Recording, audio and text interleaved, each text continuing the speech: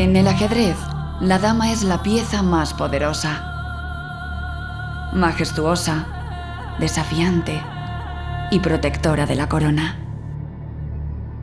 Capacitada para hacer cualquier movimiento, tomar decisiones y defender los intereses de su gobierno. Pero al igual que en el tablero, su poder como reina de pleno derecho tardará en llegar.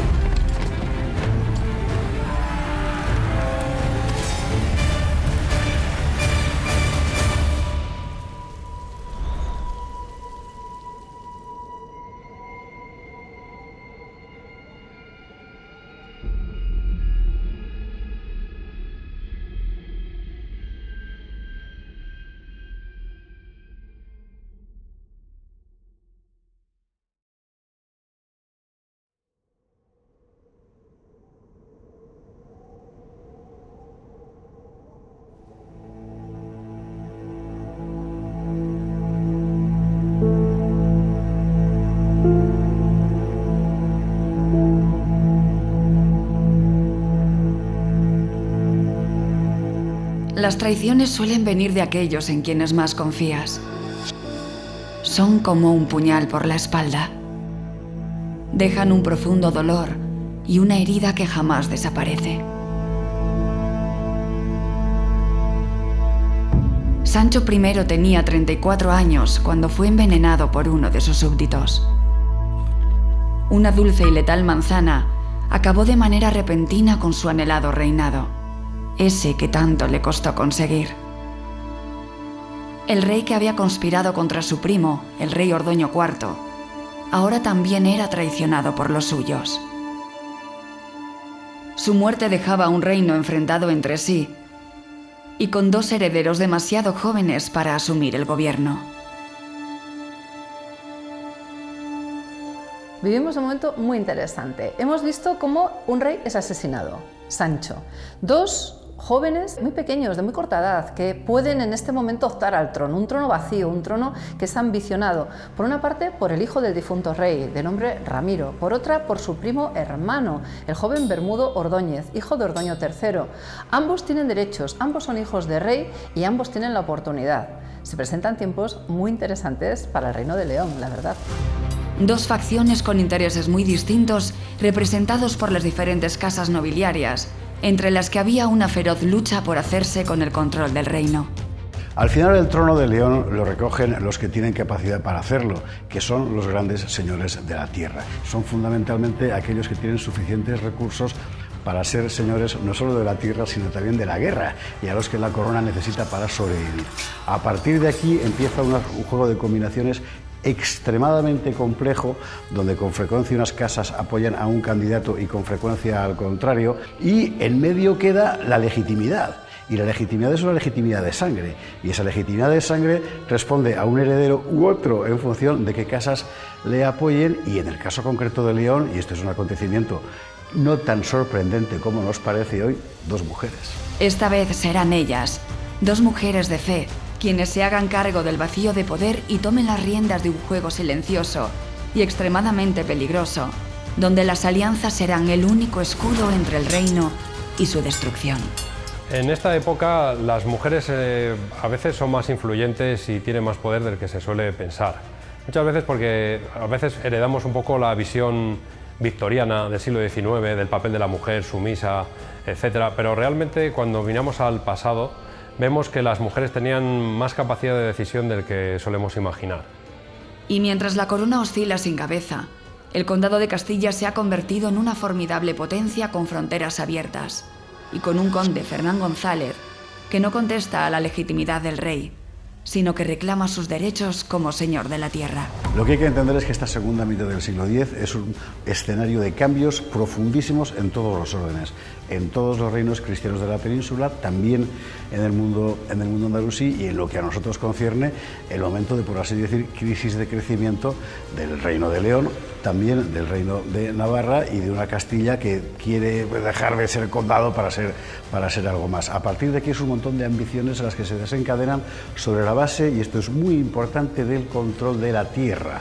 Será precisamente esa ambición y dominio de nuestros territorios y la obtención de riqueza lo que encienda la llama de otros pueblos para desafiarnos y tratar de conquistarnos. También tenemos a una injerencia bastante lejana, que son los vikingos, que por tercera vez van a desembarcar en esta ocasión en Galicia, y luego, pues en el caso de los musulmanes, también hay una pequeña crisis. Un califa, que es Al-Hakam o Al-Hakam II, que era un tipo descomunal, un gran gobernante, un hombre ilustrado, prudente, moderado, etc., que muere demasiado joven. Deja en su lugar aquí también a un niño pequeño, y entonces emerge la figura de un auténtico canalla, porque no tiene otro nombre, que es Almanzor. Y Almanzor, que es una pura voluntad de poder desbocada, sin escrúpulo alguno, va escalando, pero lo que va a dejar en la península a su paso es puramente tierra quemada. Frente a este poder, los reinos cristianos parecen insignificantes y frágiles baluartes, a punto de caer ante la embestida de un coloso. Pero antes de conocer su furia de primera mano, pasarán unos pocos años.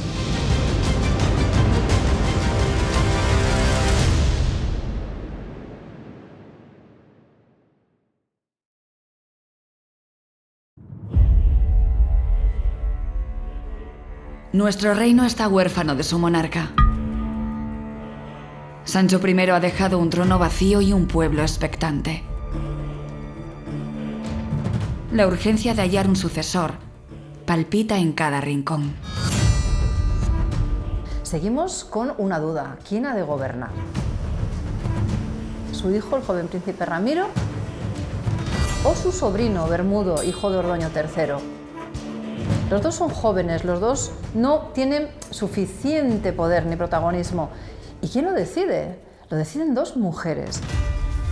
La reina viuda, Teresa Ansúrez, hija del poderoso linaje de los condes de Monzón, y la hermana del rey, Elvira Ramírez. Que son dos mujeres con bastante juicio, las dos, por cierto, ingresadas en religión por diferentes motivos, pero que para su desdicha representan intereses contrapuestos dentro del reino. Elvira es muy fuerte, Teresa es muy poderosa, Elvira es monja. Teresa profesa, pero de aquellas maneras, está más acogida que siendo monja.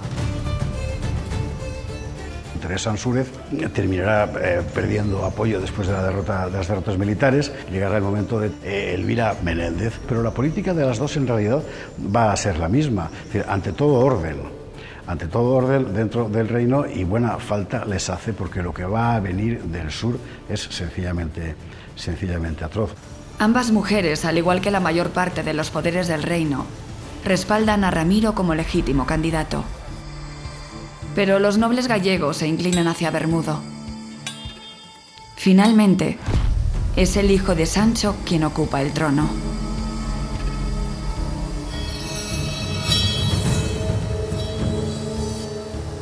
Ramiro III sube al trono siendo un niño, ha pasado a la historia con esa imagen un tanto negativa. Desconfiado, agresivo, pensando que todo el mundo le quiere quitar la corona, tenía razón. Pensando que buena parte de la corte le querría matar, tenía razón. Pensando que no sabe en quién se puede apoyar y, por tanto, tratando de jugar a apoyarte alternativamente en unos o en otros, cuando eres un chavalín de 20 años y todos esos son más listos que tú.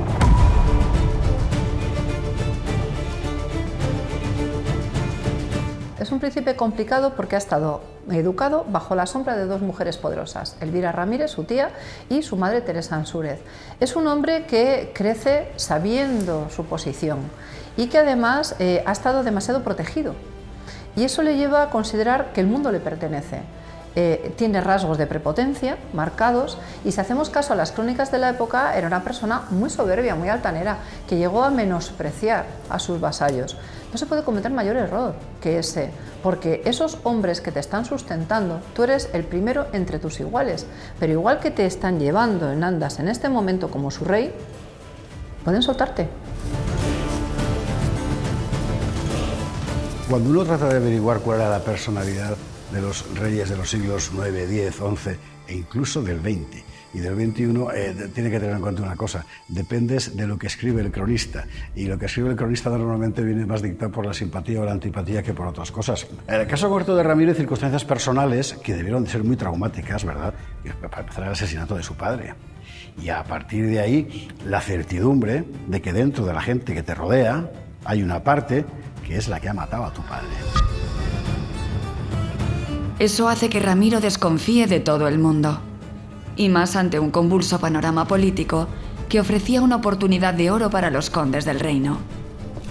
Sobre todo para Fernán González, que ya hacía tiempo se veía como amo y señor de las tierras de Castilla. Pero la ambición llega a su fin con su muerte. Aunque el linaje de los Lara ya tiene sustituto. Los condes en esta época es casi su época dorada, porque al haber una debilidad del rey, una debilidad de la institución real, aprovechan y es cuando comienzan a alcanzar mayores cuotas de poder. Lo cuentan con mucho regocijo los musulmanes, cómo estos condes van por su cuenta incluso a hablar con los califas, a rendirles pleitesía y a pedirles favores, a veces incluso ignorando al propio rey de León.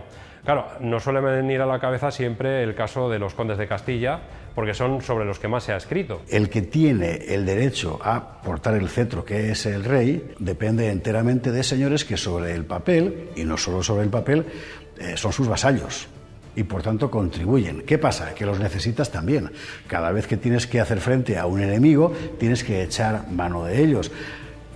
Tienes que pagarles. ¿Cómo? Con más tierras. Y así poco a poco, desde aquel originario reino de Asturias que se fue construyendo sobre la base de pequeños campesinos, empiezan a convertirse en un reino construido fundamentalmente sobre grandes señores que son los nobles, y es una nobleza militar, enteramente militar, que lógicamente va acaparando más y más y más territorios. Y cuantos más territorios acaparan, más difícil resulta para el campesino común sobrevivir como hombre libre, con lo cual también se enfeuda a este gran señor. Y así se va construyendo un mundo feudal muy específicamente leonés, a diferencia de Castilla, donde emergen nombres que son determinantes.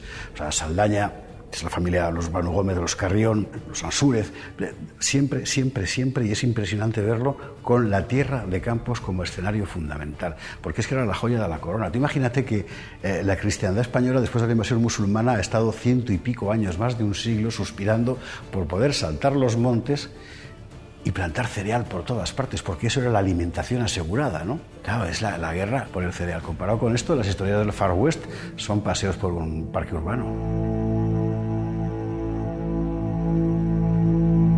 Con el surgimiento del feudalismo, el poder de los reyes se debilita mientras la influencia de los nobles crece sin cesar.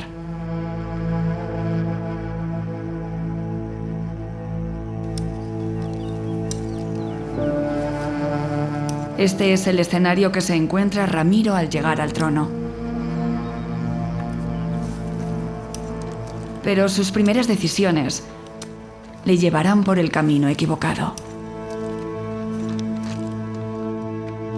En este momento Ramiro no mide sus fuerzas. No mide sus fuerzas, ¿por qué? Porque se ha casado con la hija del linaje Banu Gómez, los señores del Cea hasta el Pisuerga. Está muy afianzado en su poder y eso le permite lo que llamaríamos en términos coloquiales ciertas chulerías. Chulerías con esos condes que antaño estuvieron implicados en la muerte de su propio padre. Es decir, él se venga como hijo y es normal, pero hay que saber medir muy bien los tiempos en política, más en política en el siglo X, y sobre todo hay que saber muy bien a quién te enfrentas, porque un golpe mal dado puede suponer lo que supuso en este caso, que esa soberbia y altanería y ese maltrato, escondido bajo la figura de supuestamente justicia real, acaba desencadenando un auténtico terremoto político, y es el inicio de una guerra civil en el año 981-982. Pero antes de esa guerra entre primos, Ramiro deberá enfrentarse a un enemigo que marcará con sombra y fuego nuestra historia. Son tiempos en los que ningún reino cristiano pone en duda la supremacía política de Córdoba en toda la península.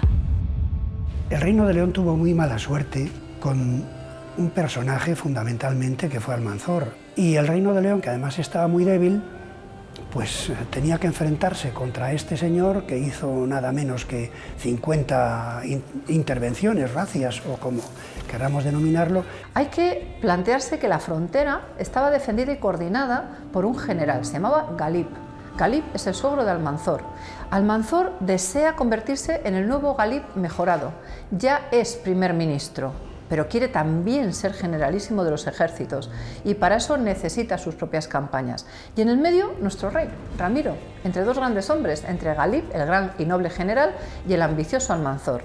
Hay una serie de campañas claves en todo este momento.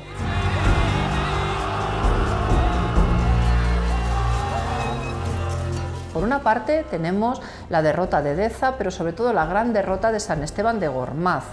Tenemos un segundo momento, es la derrota en Ledesma, la batalla de Ledesma.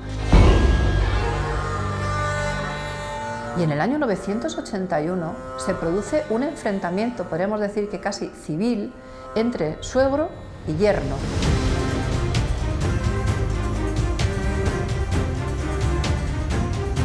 Después de esa guerra civil entre un anciano Galib y un joven Almanzor, que se salda con la muerte de Galib, el asesinato de Galib, en este momento Almanzor ya es libre para hacer lo que quiera.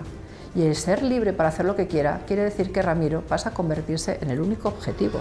Almanzor va a acabar sistemáticamente con todo el que le puede hacer sombra dentro de la estructura de poder de Córdoba. Y cuando hablamos de todo, el que le pueda hacer sombra, eso incluye a su suegro, Galib, cuya cabeza corta para enseñársela a su hija, ¿verdad? Que hay que ser una mala persona, a un hijo suyo al que manda decapitar porque era desobedecido. O sea, Almanzor era un tipo de este género. Y este hombre construye su poder específicamente sobre el ejército. ¿Cómo? Importando decenas de miles de guerreros, muy fundamentalmente del norte de África. Gente que viene aquí por el botín. Los ejércitos de Córdoba eran invencibles y Almanzor, su líder indomable. Es por eso que algunos deciden llevar a la práctica la vieja máxima. Si no puedes con tu enemigo, únete a él. ¿Qué hacen muchos de ellos? Tratar de pactar. No están en guerra entre sí, no están en guerra incluso con su rey, algunos de ellos. Bueno, pues aquí aparece un tipo con el que puedes pactar, que te está ofreciendo además pactar. Claro, aquí también van a llevar en el pecado la penitencia, porque ese pacto va a significar que te conviertes en esclavo de un canalla, que es lo que les va a ocurrir a muchos de ellos con el caso de Almanzor. Y Almanzor se da cuenta que en el Reino de León hay dos partidos políticos representados por el rey Ramiro y el príncipe Bermudo, y que si riega de fondos, de intereses o de apoyo a uno frente a otro, puede sembrar la desestabilización. Así que somos el conejillo de Indias de la política amirí. ¿Qué es lo que ocurre? Que Ramiro no tiene suficientes apoyos. Los condes gallegos estaban bastante descontentos con Ramiro III. Ramiro III los miraba con mucha desconfianza porque al fin y al cabo era hijo de Sancho I, que probablemente había sido envenenado por un conde gallego con una manzana. Así que había una desconfianza mutua. Cuando ya empiezan a sucederse las derrotas frente a los musulmanes, ya la situación acaba estallando y los gallegos deciden proclamar rey y entronizar a Bermudo II, hijo de Ordoño III el Malo. Eso provocaba una guerra civil. Bermudo con su ejército empieza una lucha desafiando a su primo por el trono leonés. Los dos están coronados, uno en León, Ramiro, el otro en Compostela por el arzobispo, el jefe de la iglesia leonesa, y los dos chocan sus armas en Portela de Arenas.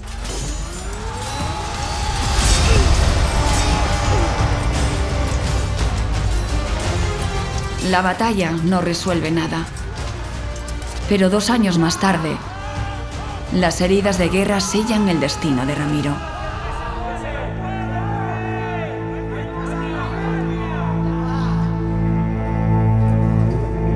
Ramiro pierde la vida. Pero lo más importante, deja una viuda y deja un hijo de muy corta edad. Normalmente, un rey vencedor como es Bermudo, ahora Bermudo II, debería de haber perdonado a la reina, recluirla en un monasterio y al joven príncipe hacer lo que hicieron con él, es decir, apartarlo a Galicia, a Portugal, a Castilla, donde fuera, a cualquier región leonesa. Pero ¿qué es lo que hace? Con una venganza sin precedentes, la reina desaparece de la documentación, es decir, es asesinada, y el joven príncipe, apenas un niño de cortísima edad, la misma que tiene la hija del propio Bermudo II, es cegado, es exorbitado.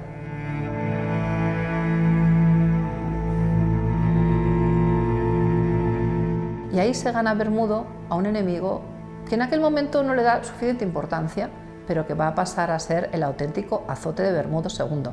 Me refiero al conde García Gómez, señor de Carrión, señor de Saldaña y dueño de las tierras entre el Cea, el Pisuerga y desde la Liébana hasta la frontera en el Duero. Es decir, el hombre que divide en dos el reino de León, quedando a un lado Castilla, al otro lado lo que llamamos León, y él como un eje vertebrador de la política. ¿Por qué se mete en esta guerra? Porque la reina es su hermana y el niño al que acaban de cegar es su sobrino.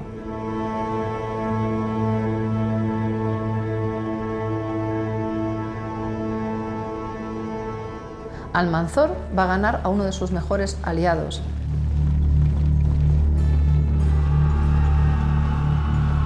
Toda esta guerra civil ha llevado a que Almanzor viera la oportunidad y inicie ya las razias y las campañas más punitivas y más destructivas contra, no solo contra el Reino de León, sino incluso también pues, contra Pamplona y contra Barcelona, que llegó a destruir la ciudad. Podríamos decir que todas estas campañas, por muy exitosas que fueron, a medio plazo fueron un fracaso porque no consiguieron más que llevar un poco la frontera otra vez al Duero, a esa frontera tradicional que había bajado en la época de Ramiro II, pero sus logros no fueron más allá.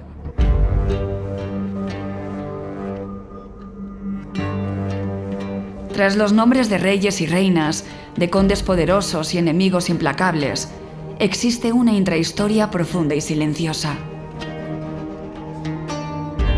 La de aquellos que labran y defienden la tierra.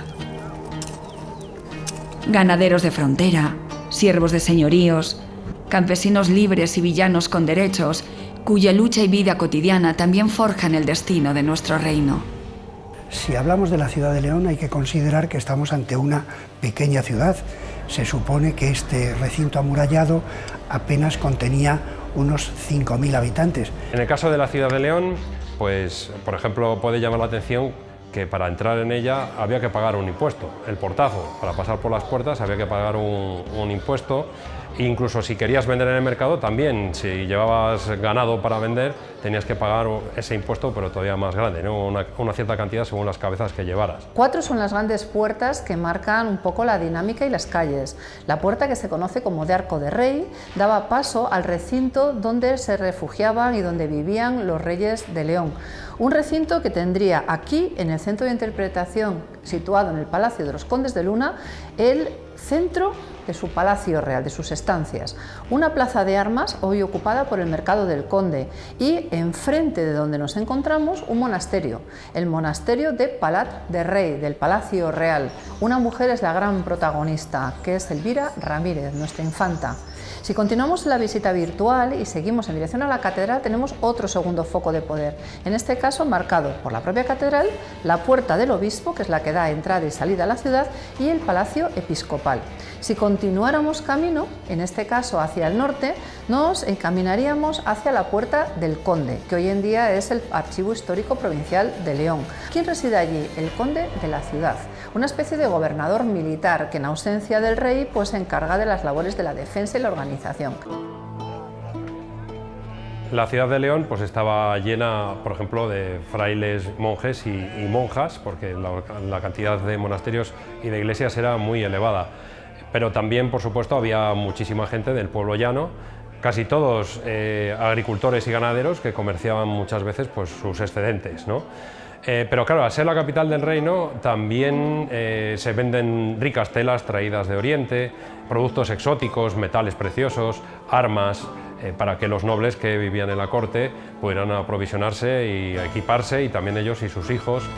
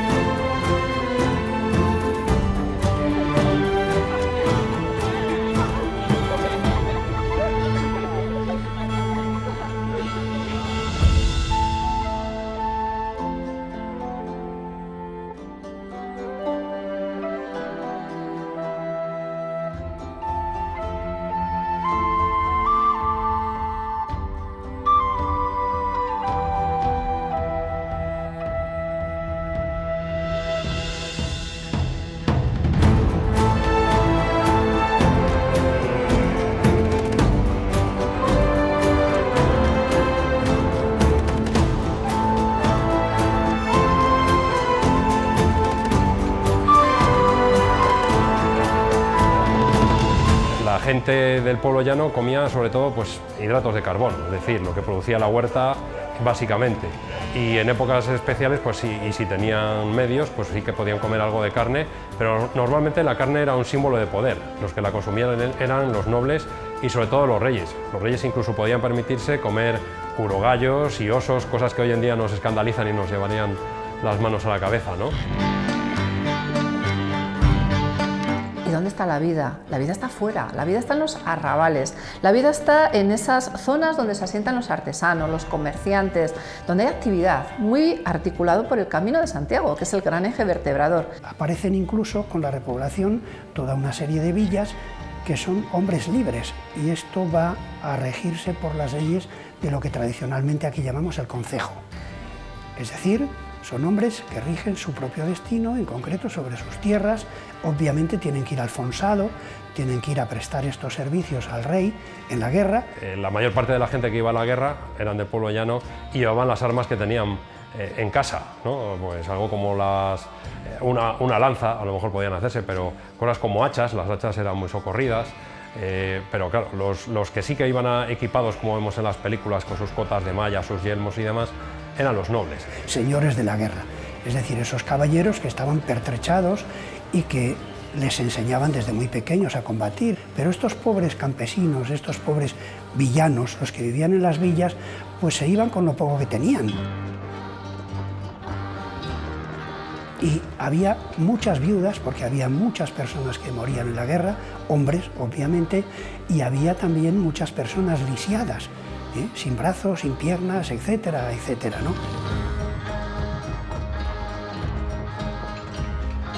La esperanza de vida en la época medieval y en concreto en esta zona, en nuestra zona, en la zona de León, podía estar en unos 35 años, como mucho. Cogiendo toda la gente que moría, que básicamente eran niños la mayoría, haciendo la media te sale una media muy baja.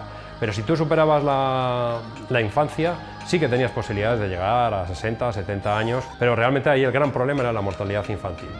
Ahora bien, cualquier infección podía ser una condena de muerte. No había antibióticos, una simple infección de garganta o de muelas podía acabar provocándote una septicemia y la muerte.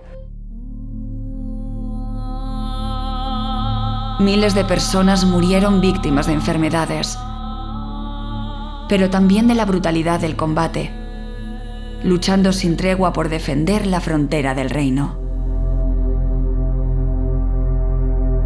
El nuevo rey Bermudo II decide asegurarse el trono y asentar la paz, sometiéndose al poder de Almanzor. Bermudo II es un tipo peculiar. Se ha educado con el abandono de su madre. Hay que recordar que la esposa de Ordoño III fue repudiada por Ordoño III y volvió a Castilla, se convirtió en mujer de otro rey, Ordoño IV, volvió de nuevo a Castilla y bueno, pues su vida fue un peregrinar de reinos hasta acabar en Pamplona. Abandonado por su madre, abandonado y rechazado y repudiado por su padre, siendo príncipe heredero realmente. Bermudo, toda su vida infantil y juvenil pasa en el Bierzo. Él adoraba el Bierzo, estaba muy vinculado con el Bierzo e incluso se sospecha que pudo llegar a nacer allí. Cuando Bermudo crece en una corte que debió de ser suya, pero pertenece a su tío Sancho. Ve un trono que debe de ser suyo, pero pasa a su primo Ramiro. Solo podemos intentar imaginar las situaciones por las que pasó hasta que fue coronado, posiblemente casi como un personaje casi en el exilio, ¿no? Podemos pensar un poco aquí casi como Aragorn, ¿no? En El Señor de los Anillos, ahí esperando hasta que por fin es reconocido como rey de Gondor.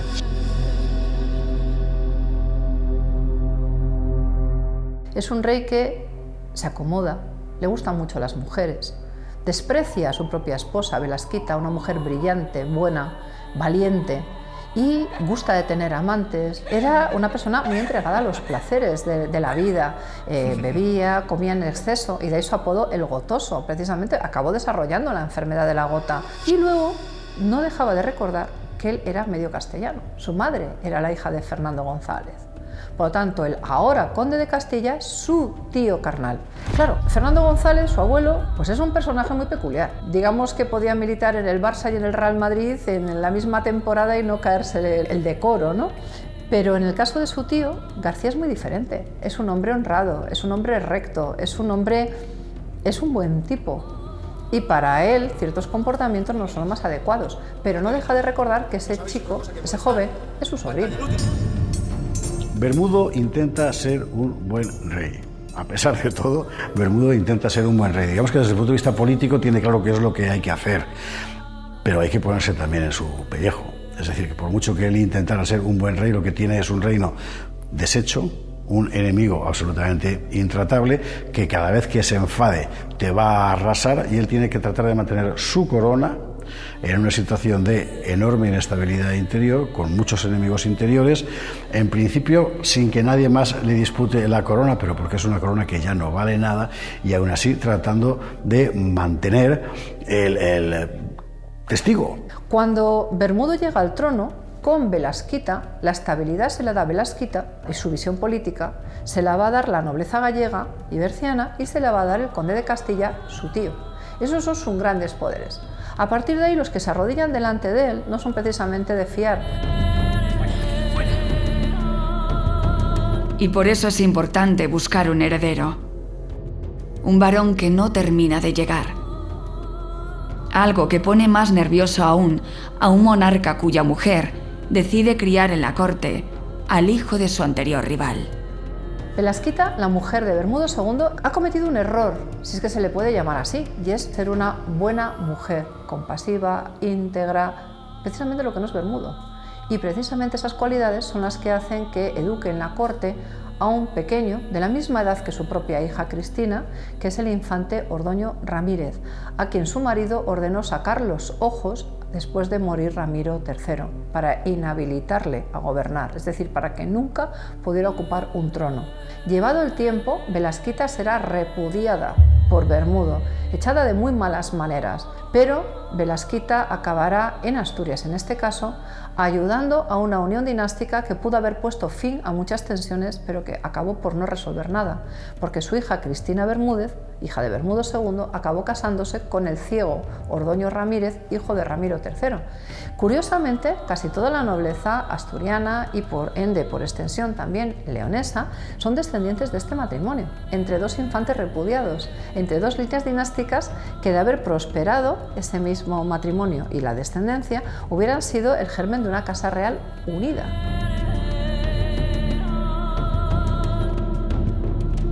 Luego, Bermudo II se acabará casando con Elvira, la hija del conde castellano, lo cual también nos habla de esa importancia que está cobrando el condado de Castilla, que va a ser además muy apetecido también por los reyes de Pamplona y que dará lugar a fricciones entre los dos reinos más adelante. La supervivencia pasa por hacer frente común contra el poder musulmán. Pero los llamados a esta alianza están más ocupados en sus propias disputas y en conspirar contra un rey que pierde uno de sus grandes apoyos. Su tío García, el conde castellano, fallece de un traumatismo al caer herido en plena batalla. Será su hijo Sancho quien quede al frente del condado. Y ahí sigue el culebrón, y seguirá, porque lo que viene es esa competición entre los grandes señores para tratar de sufrir el menor daño por parte de un poder absolutamente avasallador, que es el de Almanzor.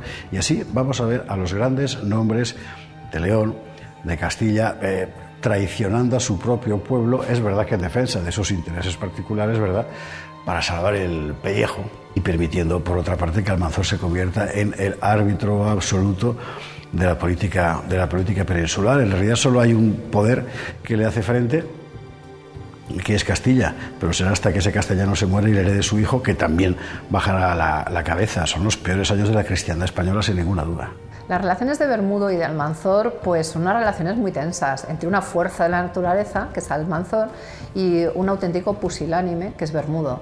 Y en el medio hay un personaje fundamental en todo este discurso, que es el conde García Gómez de Saldaña, el jefe de la familia de los Banu Gómez, que gobierna desde el Cea hasta el Pisuerga. Pero más importante, aparte de aliado de Almanzor, es el hermano de la difunta esposa de Ramiro III. Es el tío del niño cegado Ordoño Ramírez. Es un hombre que busca venganza, es decir, tiene todos los elementos para exigir que haya un antes y un después. Nuestro reino arde en odios y rencores entre linajes que pactan con un hombre que asola campos, aniquila aldeas y captura campesinos para venderlos en el mercado cordobés como esclavos.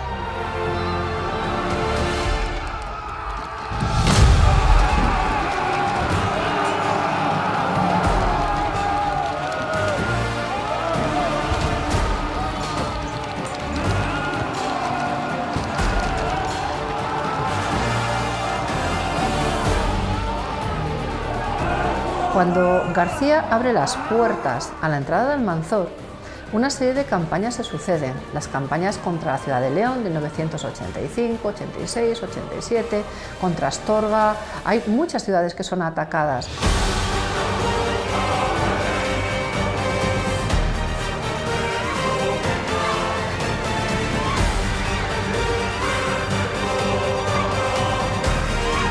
Y hay que recordar que es un hostigamiento constante, es decir, a Bermudo no le queda un minuto de paz.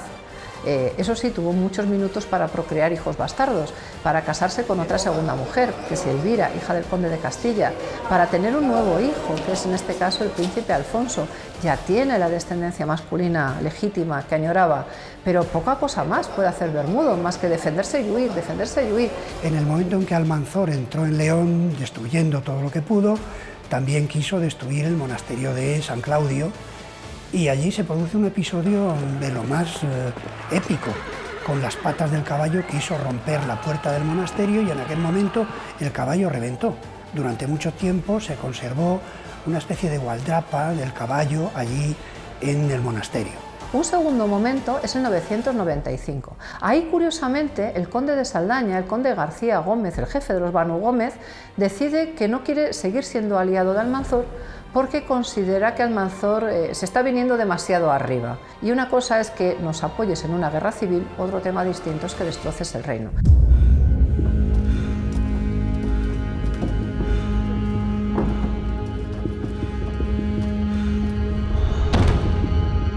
En el 997, Santiago de Compostela es atacado. Dicen las fuentes musulmanas que Almanzor se encaminó desde varios frentes, pero fundamentalmente por lo que hoy en día es Portugal.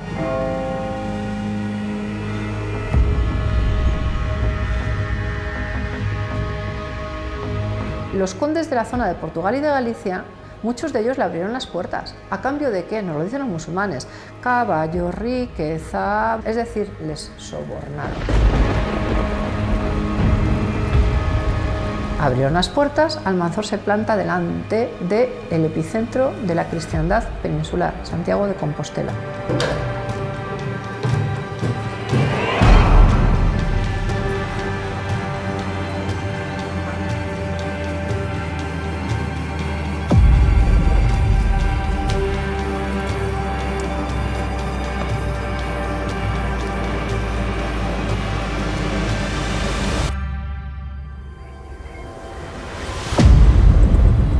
Allí se veneraban los restos del apóstol Santiago. Almanzor cerca la ciudad, conquista la ciudad, pero cuando llega el momento en que alguno de los ulemas le viene con la antorcha para decirle, y ahora préndele fuego,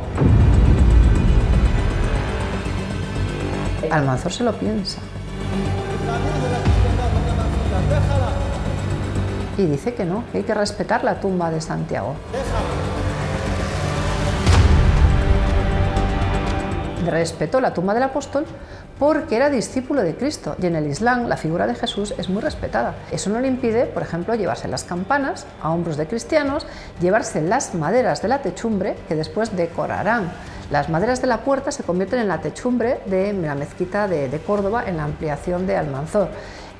Algunas vigas fueron después devueltas, otras se quedaron allí, y lo que sí que acabó devolviendo el rey Fernando III, rey de Castilla y rey de León, fue las dichosas campanas de Santiago de Compostela, que en Córdoba se convirtieron en lámparas.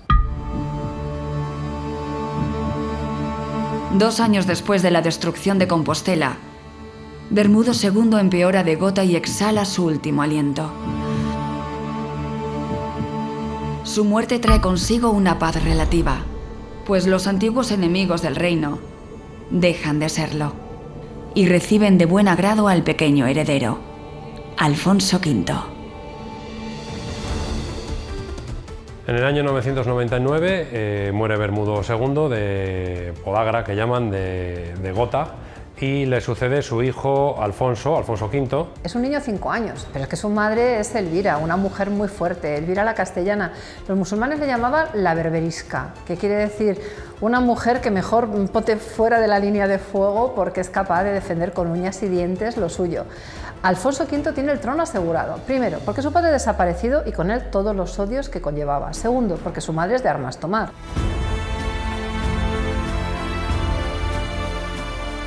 Elvira era hermana del conde Sancho de Castilla, prácticamente en solitario durante bastante tiempo. Encarriló a su hijo a una tarea muy concreta, que fue la de reconstruir el reino. Una mujer fuerte, una mujer decidida, una mujer que será capaz de imponer incluso paz en el reino.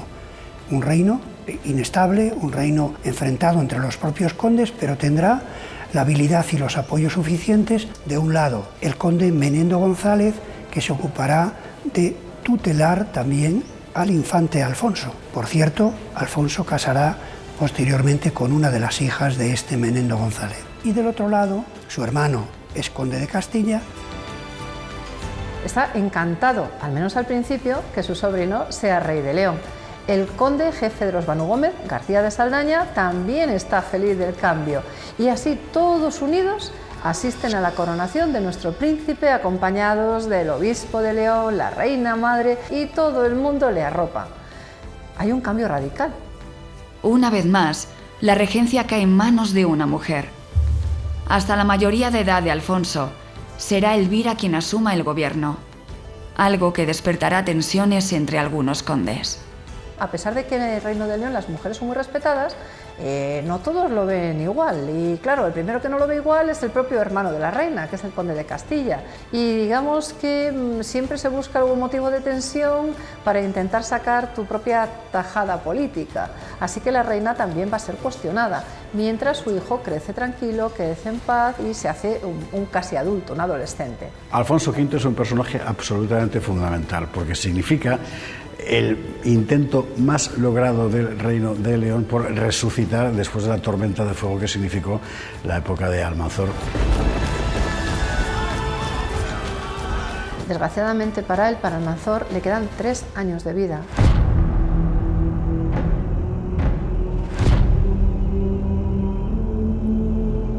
Él no lo sabe, pero en el año 1002, regresando de una campaña, acaba en Medinaceli, que es un poco la cabeza de la frontera, y en Medinaceli termina falleciendo de una enfermedad que arrastraba.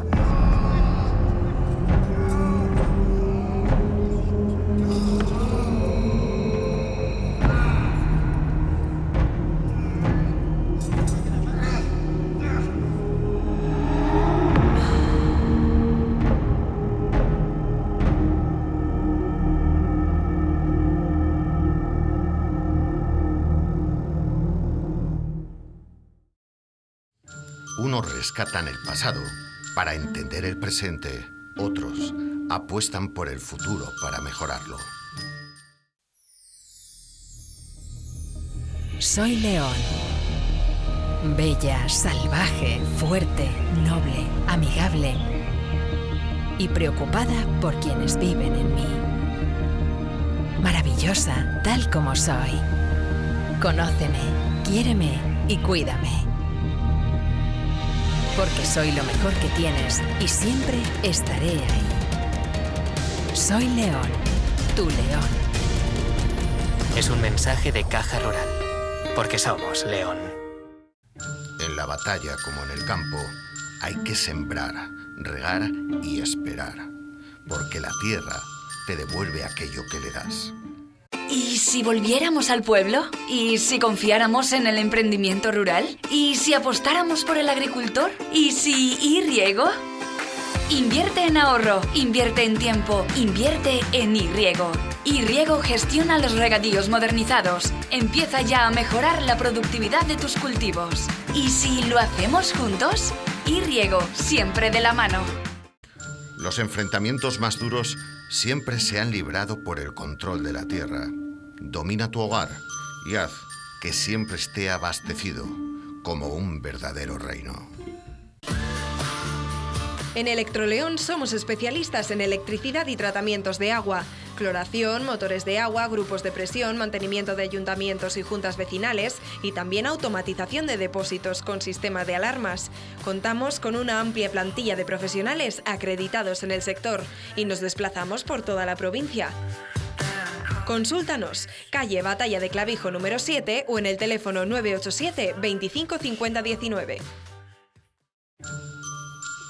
Extensa es esa tierra, pero la distancia no la hacen los kilómetros, la hacen las personas. No te alejes.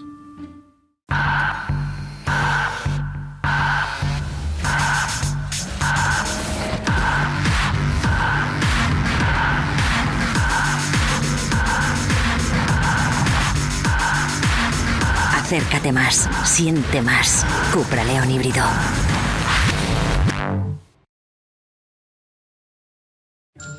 Y ahora, volvamos a caminar sobre nuestras huellas. Bienvenidos a la historia de León.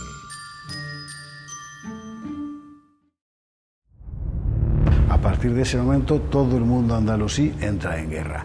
Almanzor, que había llevado al califato de Córdoba a su máxima expansión militar, también había sembrado la semilla del peor veneno, que es lo que acabó hundiéndolo. Y de hecho se hunde, el califato de Córdoba desaparece aquí, se fragmenta en reinos en función de los nuevos centros de poder, reinos que no van a tener más remedio que pedir socorro a los reinos cristianos para sobrevivir. Con la desaparición de Almanzor, se cierra una de las épocas más oscuras y terribles.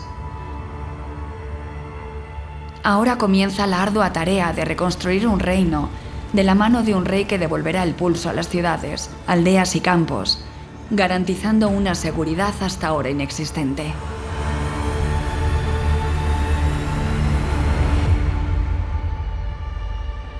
Alfonso V es un rey guerrero, va a ser un rey eminentemente guerrero, pero también que no va a descuidar el aspecto legal y legislativo de su reino, con lo cual tenemos esa doble cara, ¿no? Normalmente estamos acostumbrados a ver a los reyes de Asturias y de León como guerreros, pero en este caso va a presentar una nueva faceta que les va a acompañar a todos los reyes de León de aquí al futuro, que es la de legisladores.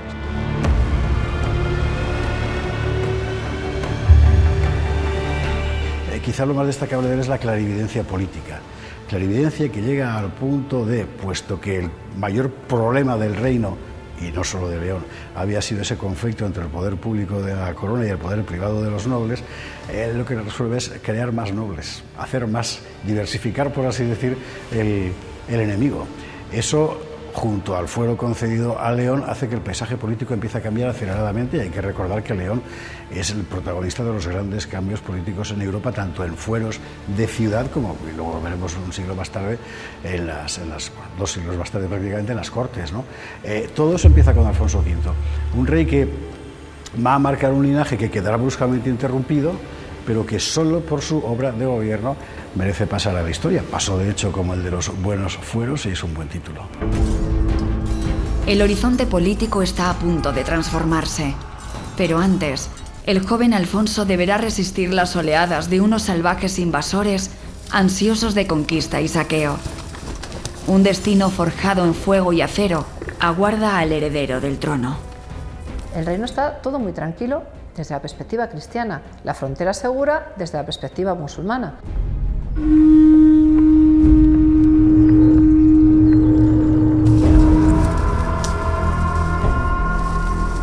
Pero habíamos hablado de unos viejos conocidos que llegaban por el mar, que son los vikingos. Al frente de estos lordemanos, de estos normandos, llega Olaf, un caudillo que con el tiempo se va a convertir en rey de Noruega, Olaf I. Es curioso porque el propio Alfonso V, en un documento que escribe ya de madurez, habla de aquellos tiempos en los que combatió a los lordemanos, a los normandos, en esas incursiones que hacían. Llama la atención poder imaginarse que incluso en algún momento quizás se cruzaron los caminos de los dos, ¿no? El futuro rey de Noruega y el rey de León.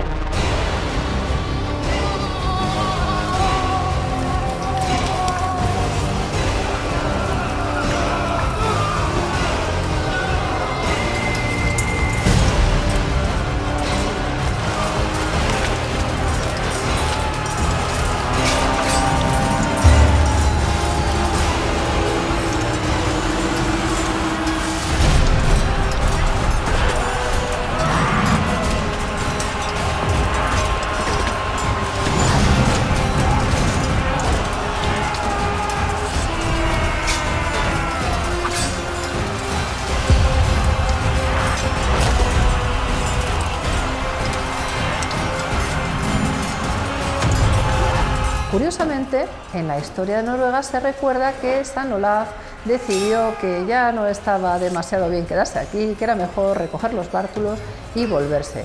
Lo que a veces no se recuerda con tanto detalle es que esa huida se debe a un hombre que es Alfonso V, que puso freno a esas incursiones.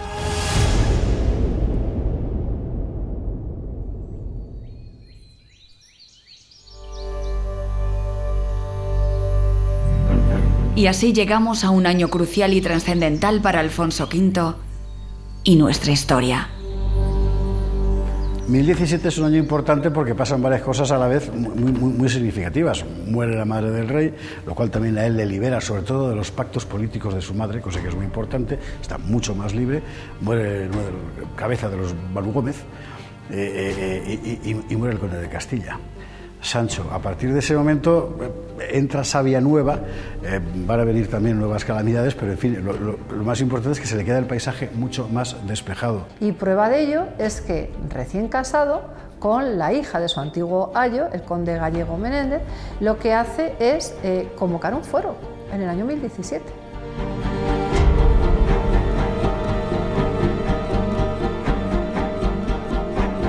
En León se convoca unas cortes. En esas cortes se reúnen todos.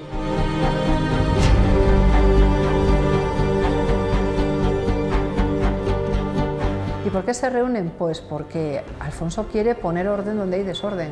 Almanzor dejó mucha ruina, mucho pues corazón roto, muchas familias destrozadas.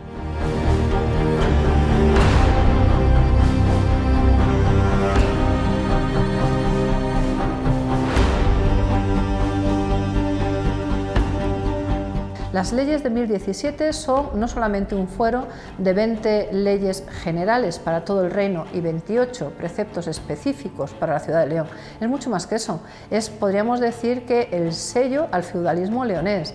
Es el momento en el que se producen las primeras leyes territoriales de la península ibérica, muy anteriores a los usages catalanes, por ejemplo.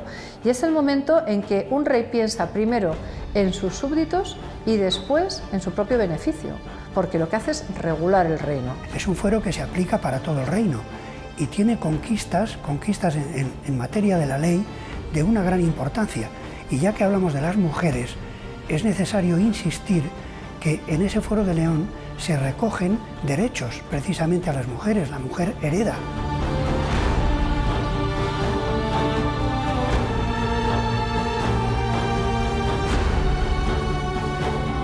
Se recogen también derechos de inviolabilidad del domicilio, el respeto por la ley.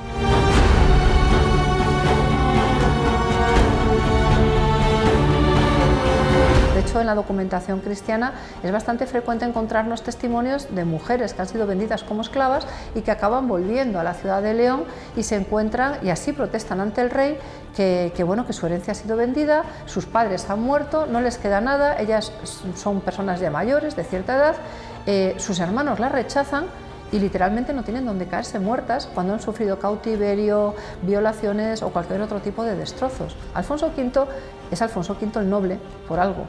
¿Por qué? Porque se preocupa de su gente.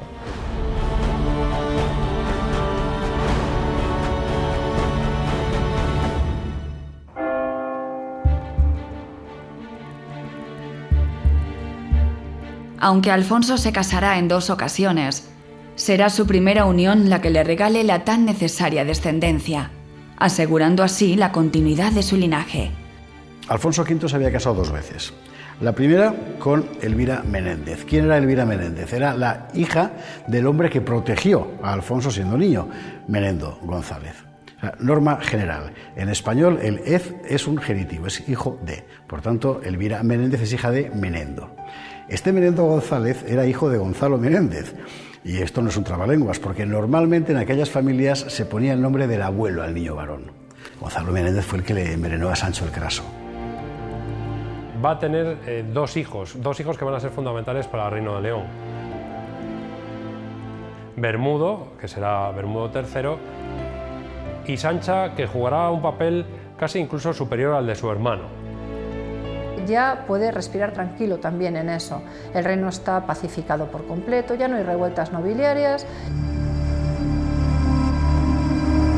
Pero bajo toda paz se oculta el eco de la tempestad. Tras 10 años de matrimonio, la reina Elvira fallece. Alfonso mueve pieza en el tablero. Un movimiento que cambiará el destino del reino. Se tiene que casar otra vez. Y se casa con la familia real navarra, que desde entonces estaba ya en todas partes. A partir de aquí empieza un giro de acontecimientos absolutamente decisivo en la historia de España en su conjunto, no solo del Reino de León. Pero los vientos del reino volverán a cambiar de rumbo. Nuestro rey, confiado ante la descomposición del mundo musulmán, se lanza a recuperar las poblaciones que todavía permanecían bajo dominio musulmán. No era consciente de que el peligro acechaba muy cerca. Alfonso V había conseguido pacificar el paisaje. Lo que le quedaba era una serie de puestos musulmanes avanzados en la zona de frontera que además estaba controlando sin grandes problemas. Había una fortaleza concretamente en lo que hoy es Portugal, en Viseu, donde iba a caer. Tan seguro estaba el rey de que iba a caer que en una de estas se va paseando sin coraza porque hacía mucho calor y sin casco por los alrededores de la muralla.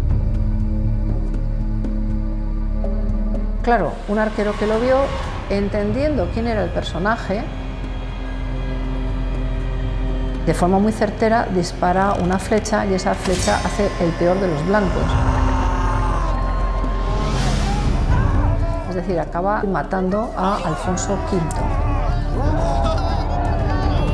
Lo mata mucho antes de lo que debería haber muerto por causas naturales y crea un problema político. Te puedes imaginar, es que las cosas iban muy bien y a partir de ahora todo empieza a nublarse.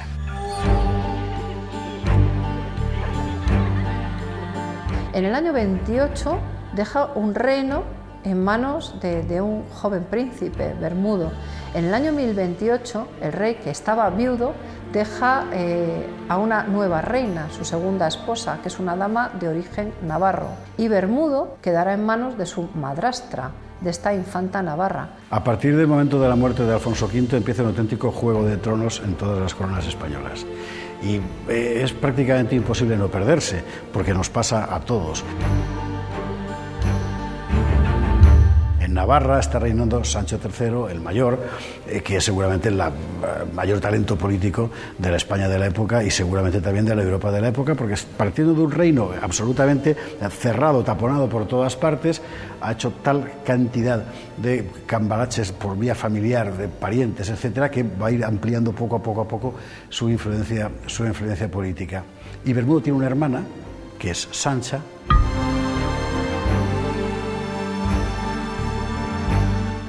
que también representa la corona de León. A partir de este momento y con nuestros protagonistas y por medio el condado de Castilla va a empezar a trabarse una intriga que va a terminar en acontecimientos luctuosísimos muy poco después. Sancho III, a través de su hermana, empieza a meterse en los asuntos leoneses. Yo tengo un cuñado, conde de Castilla, tú tienes una hermana, infanta de León. Casamos a los dos, Castilla queda vinculada con la Casa Real a través de este matrimonio y el conde vasallo de Castilla, porque no hay que perder de vista que Castilla siempre fue vasalla del Reino de León y no independiente, pero el conde de Castilla se puede sentir muy a gusto con su cuñado, el rey de León. Y yo más a gusto porque mi cuñado es el cuñado del rey de León.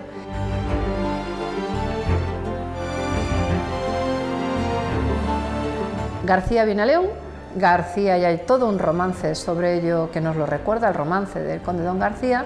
Dice que se enamora perdidamente de Sancha, Sancha se enamora como buen adolescente de García, todos son amores y cosas de estas. Sin embargo, en una de las ocasiones en que el joven conde acudió a verla aquí a la ciudad de León,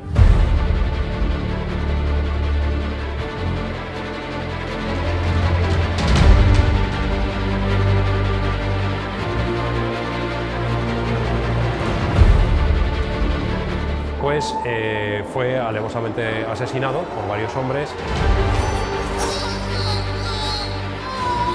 Cuentan que doña Sancha, cuenta la leyenda y el romance, sale corriendo detrás de su amado, del conde de Castilla, y se encuentra el cadáver de este, entra en un estado de grandes nervios y uno de los velas se atreve incluso a darle un bofetón a la pobre infanta. Tiempo muerto, esto sería inconcebible, un conde dando un bofetón a una infanta.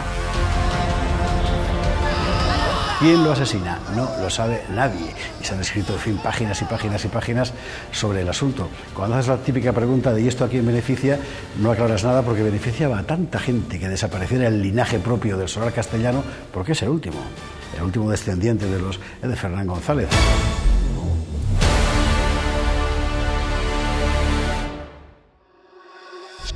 La muerte del conde García de Castilla fue muy oportuna para Sancho Garcés III, el mayor, el rey de Pamplona, para hacerse con el dominio del condado de Castilla, pero también para buscarle un nuevo marido a la princesa Sancha, ¿no?, la infanta Sancha. Ya que Sancha no tiene marido y Sancha se ha quedado sin prometido, podemos desposar al segundo génito de Navarra, es decir, al príncipe Fernando de Navarra, con Sancha, princesa de León. Les casamos y convertimos al príncipe navarro en nuevo conde de Castilla y a la infanta leonesa en condesa de Castilla. Insisto, condado vasallo de León, no lo olvidemos. Pero es que Sancho se atreve a ir aún más lejos y plantea que el condado de Castilla de repente engorde a costa de León. ¿Por qué? Porque las tierras de los Manu Gómez, nuestros viejos conocidos del conde García Gómez, entre el Cea y el Pisuerga, han quedado sin conde sucesor, sin conde titular, lo mismo que ha pasado en Castilla, y se están enfrentando diversas facciones de los Manu Gómez, y entonces el navarro le plantea al leonés: mira, puedes incorporar esas maravillosas tierras a Castilla. Claro, Bermudo III le dice: lo siento, no te entrometas donde nadie te llama, y Castilla queda como Castilla, pero la idea queda en la cabeza de su hijo Fernando, que es lo importante, ahora conde castellano. Para entender todo esto hay que fijarse más que en los nombres propios, que siempre hacen un auténtico lío, en los bloques de poder familiar.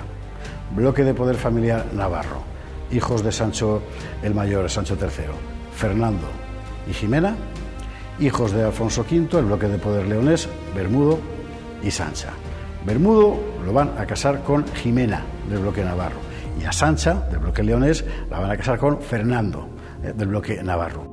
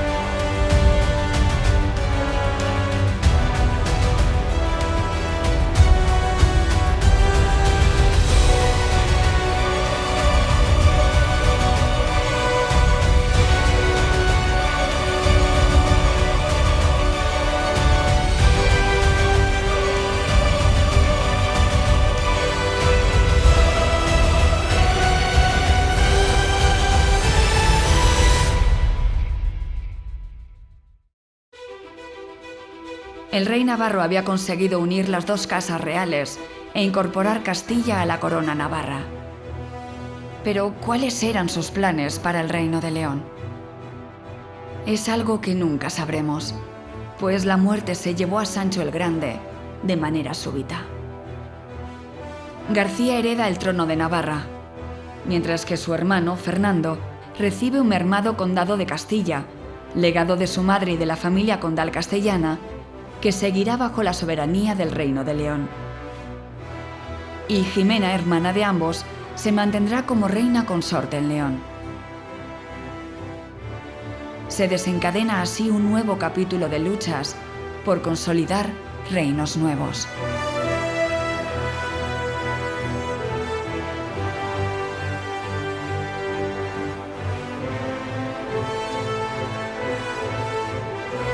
Cuando Sancho III muere, en 1035, Bermudo respira, seamos sinceros. Respira porque ya puede comenzar con mucha más fuerza su reinado y, en fin, plantar sus reales, nunca mejor dicho. Y al primero al que quiere llamar al orden es a su cuñado, el conde de Castilla, hijo del difunto rey de Navarra. ¿Por qué le quiere llamar la atención? Porque, recordemos, Cea Pisuerga siguen estando en liza. Castilla se va comiendo Cea Pisuerga, León quiere Cea Pisuerga y conde y rey, o si se prefiere, cuñado y cuñado, acaban enfrentándose.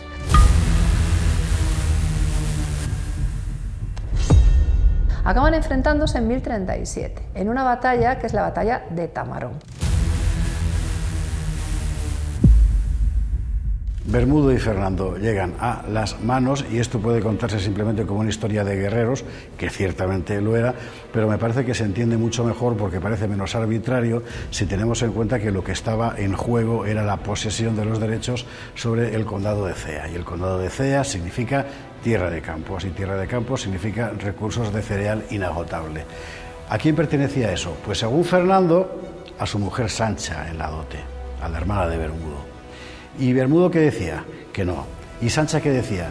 Pues esto es muy interesante preguntárselo porque no está nada claro si Sancha apoyaba a su esposo o a su hermano.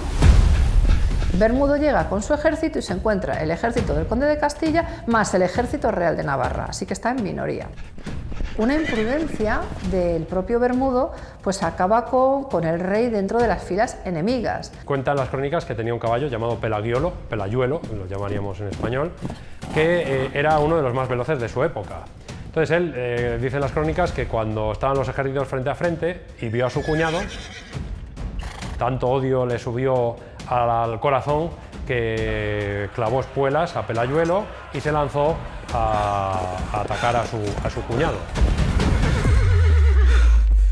Sin tener en cuenta la velocidad de su caballo, su guardia personal no fue capaz de alcanzarlo, de tal forma que llegó el pobre Bermudo prácticamente en solitario a las filas enemigas.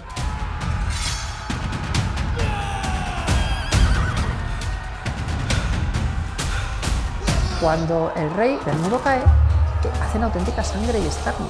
¿Por qué? Porque los huesos del Panteón Real de San Isidoro, los huesos de Bermudo III, demuestran que una vez en el suelo, muchos caballeros alancearon el cuerpo del difunto rey en distintos lugares, en la cara, en las ingles. Realmente se pusieron, le destrozaron la zona de lo que sería la entrepierna. Es como la mayor de las venganzas.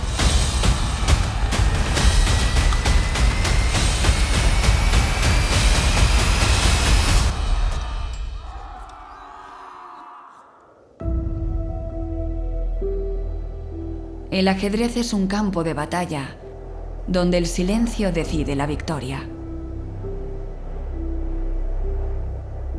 Con tan solo 20 años de edad, Bermudo III pierde la vida tratando de recuperar el esplendor de su padre. Una muerte que, de nuevo, genera un conflicto dinástico. Hay que buscar un heredero o heredera. ¿Por qué? Porque el rey no ha tenido hijos, ni varones ni hembras, y la única persona próxima al trono, en este caso, es una mujer, doña Sancha. Pero es que doña Sancha, además de ser la única hermana de Bermudo, la heredera al trono leonés, es la mujer del conde de Castilla que ha matado al rey de León en la batalla de Tamarón. Tenemos un gravísimo problema.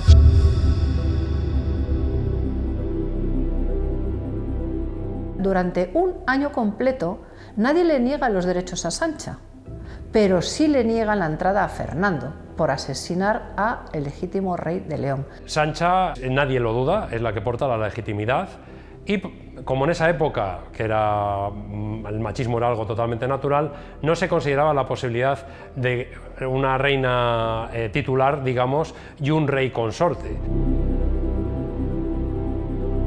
Con lo cual lo que van a hacer es alzar en el trono también a Fernando I.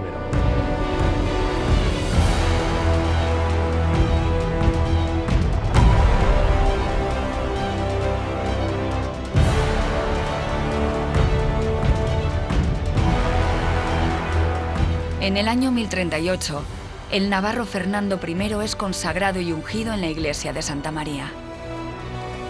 La partida continúa.